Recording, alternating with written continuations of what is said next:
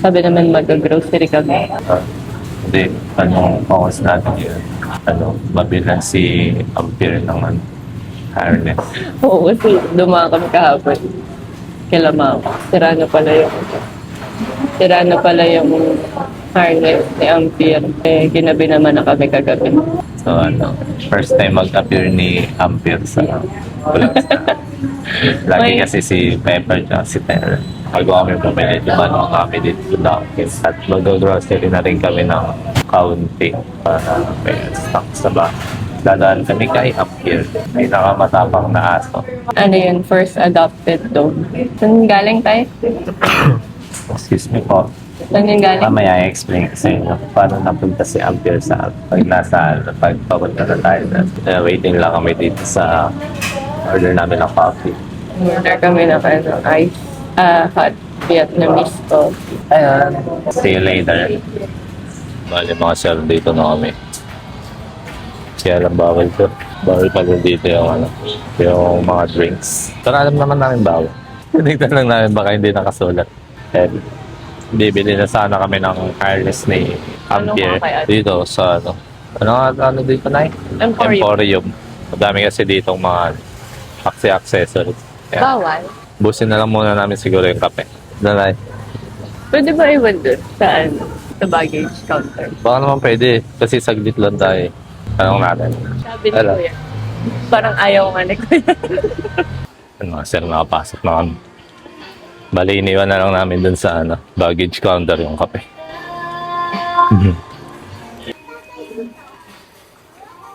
Ano? Kadena to eh. Ha?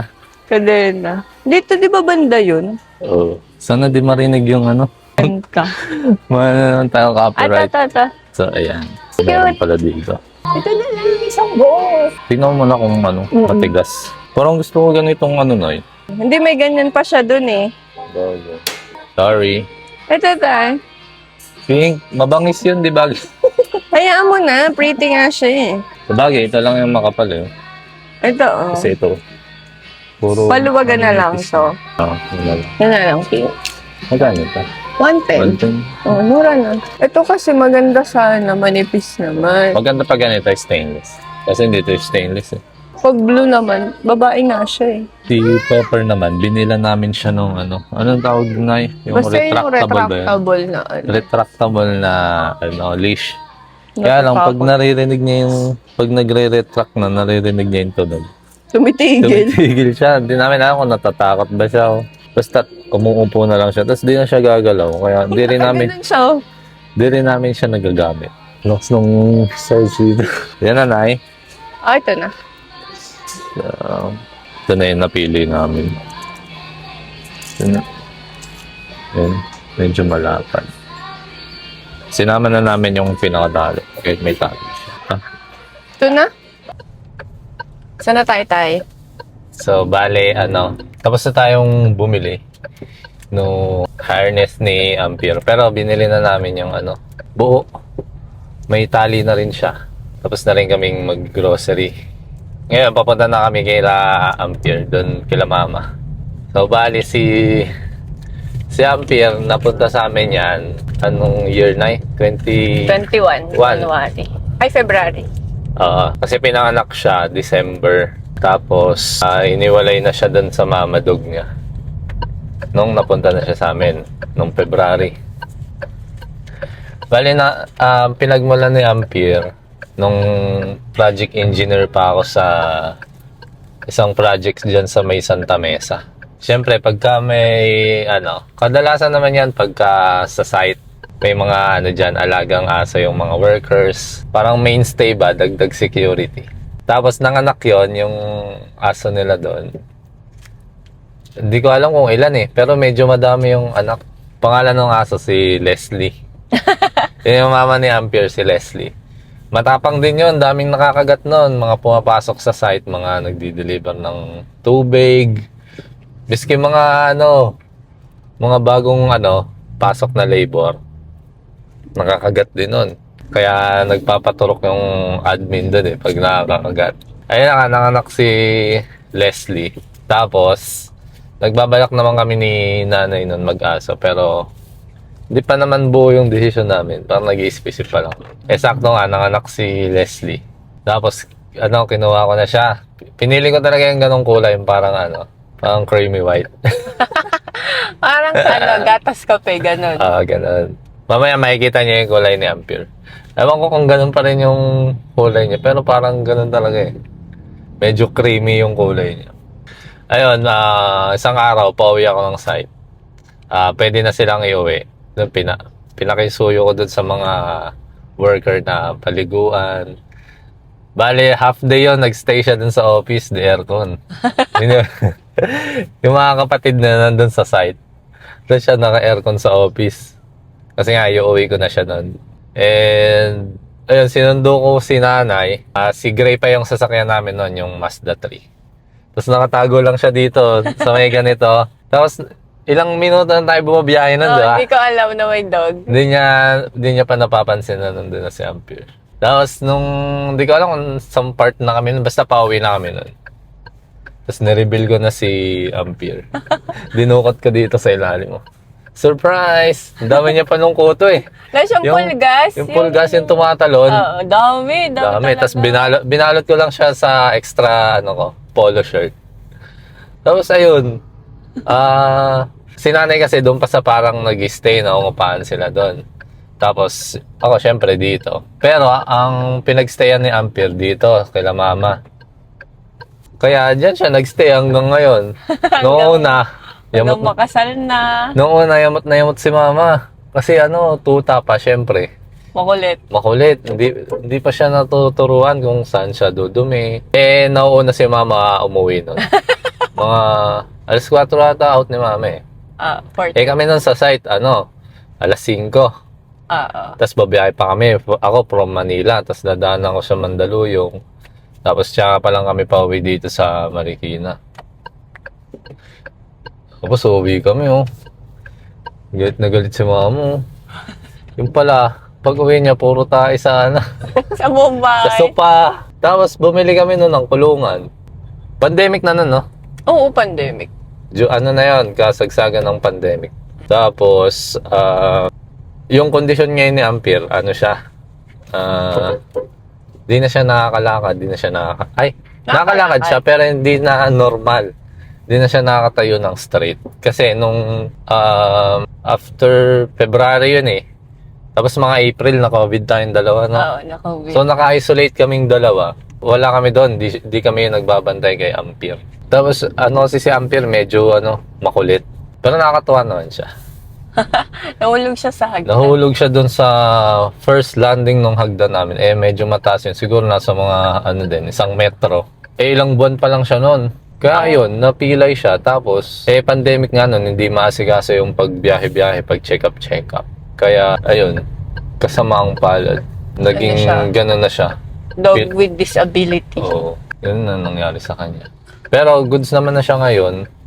Parang sanay na siya na ganun. Kaya, ayun, pupuntahan namin siya ngayon kasi, bila namin siya ng leash. Yun sa condition niya, para siyang naging aggressive. No, Kai? Oo, dahil sa kondisyon niya. Hindi rin siya parang na-disiplina na sawayin ng yung lang ba, i-raise mo yung boses mo para masaway siya. Kasi sila Pepper, tinrate talaga namin yan, tsaka si Tera. Na pagka tumas na yung boses namin. Galit na. Yan, alam na nila na hindi tama yung ginagawa nila. So go. andito na kami sa, sa baryong Sinilangan. Dito na kami sa may Balubad, Yan, ito yung, anong tawag dito? Basta nawasa ang tawag nila dyan eh. Parang basta yun.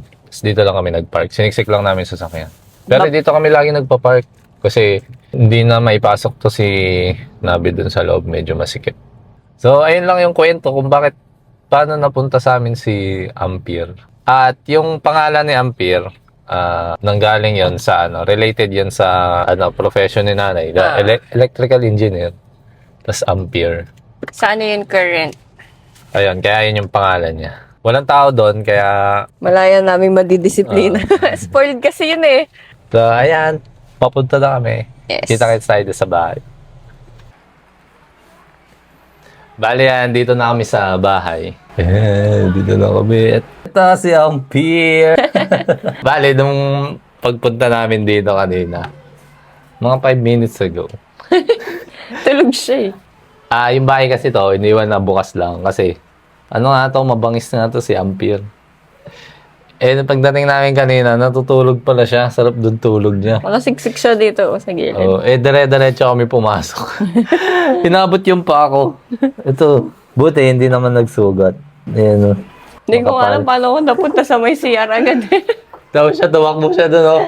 Dito galing si Ampere. Dito. Nagtataka kami, walang lumalabas. May imbing pala siya. Usually, pag pupunta kami dito, nasa pinto na yan. Excited na yan, tuwa-tuwa. Kanina, wala. Si nanay pumasok na dito. Tapos ako papasok na dito na yung pa ako. Bigla siyang lumabas dito. Tataranta Tapos, ako eh. Nakagat niya yung pa ako eh. Buti hindi bumaon. Hindi, tulog Naamoy na niya naman. siguro. Ay, tatay ko pala to. Tatay pala to. Ayan. Ngayon, challenge. Paano ilagay yung leash? Ito kasi yung leash niya. Medyo luma na ito. Ayan o. Ay, hindi medyo luma. Sira na nga eh. Ito o. Parang nagagalit niya siya pag binibidyoan siya. Ayan. Ayan yung paa niya. Tingnan niyo, hindi na siya nakakatayo ng straight. Ganyan na siya. Parang siyang kangaroo. Ayan. Di ba? Pero nakakalakad naman siya. Bilis pa nga tumanghabol eh. Ito yung napilay sa kanya. Kaya tuluyan ng nabaluktot yung mga paa niya. Pero pag kilala ka naman niya, naman siya. Clingy din siya. Ayan. Madami na nakagat to. Ako, ilang beses na ako nakagat na ito eh. Si mama, si papa, tas yung tito ko. Ayan. Dati ngayon na no? New Year na New Year, kinagat ako nito. Sa braso. Sa braso. Meron pa parang dito sa may chan ba yun? Oo, sa tiyan din. Basta to eh. Pag di niya na gusto yung nangyayari. Ayaw magulo, ayaw niya sa bata. Marami yan ayaw. Ayan. This is Ampere. Babae nga pala to si Ampere. Kaya lahat ng dog namin is babae. Ayan. Marunong naman na din to, isang place na lang yung Bago siya mapilay, marunong siya saan siya wiwiwi. Doon siya sa toilet na wiwi dati. Doon din siya nag-toilet, nagdudumi. Tapos, basta mabait yan bago siya mapilay. Siguro nga, since masakit yung nangyayari sa kanya, aggressive siya. Kaya yan. Bagong ligo daw, di ba? Galing kami dito kahapon eh. Nung mahulog pala siya, sabi ng vet, parang sobrang brittle pa talaga ng mga bones nila. Nakita sa x-ray di ba, na talagang... Ayun parang baluktot yung niya, mga arms niya. Tignan niyo naman ang laki ng katawan. Tas malaki yan, sobra. Dito siya nahulog. Dito, yung landing na to. Tumalon siya dyan. So, bali, tatry namin na lagyan siya ng leash sa leg. Ikaso lang baka may stress siya lalo. Angat mo na lang. Bebe. Alam niyo eh. Dito ka lang na yun. Para iyahan. Diyan ka. Dito ako. Hindi ka na anak. Hindi ka na. Yan. Mauda pa kasi siya eh. Isang mabilis lang. Hindi ka na anak. Hindi ka na. Angat na, angat. Dahan ka. Shoot mo lang. Teka lang. Baba man.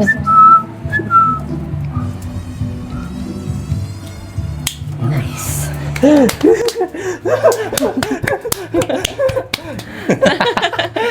Ang galing nga!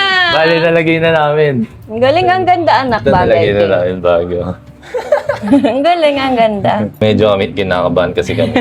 Kasi nga siya, may history siya talaga na... Pag hindi niya gusto yung galaw mo, mga kagating ka niya talaga. Halimbawa, okay naman. Parang nakikita mo siya, masaya siya sa ginagawa mo.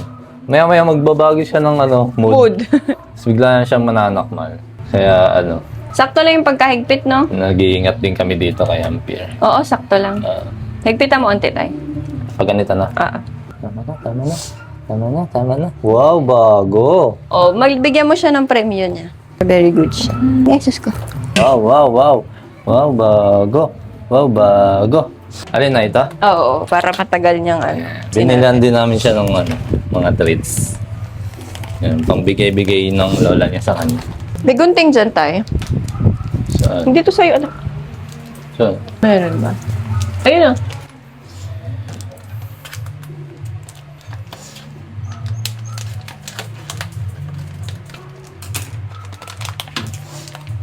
ay, doble plastic pala to.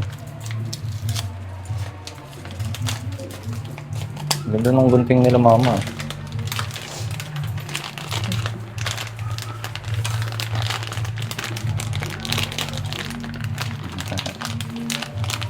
Baka makatapakan na.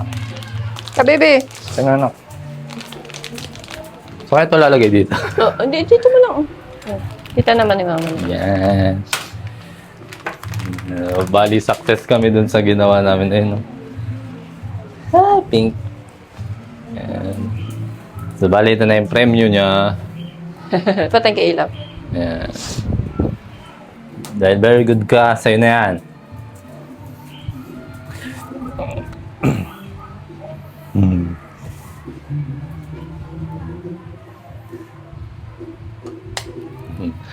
So, bali, hanggang dito na lang yung video na to. Talagang nakafocus kami today kay Ampere para mapalitan yung harness niya tsaka mabilan siya ng treats.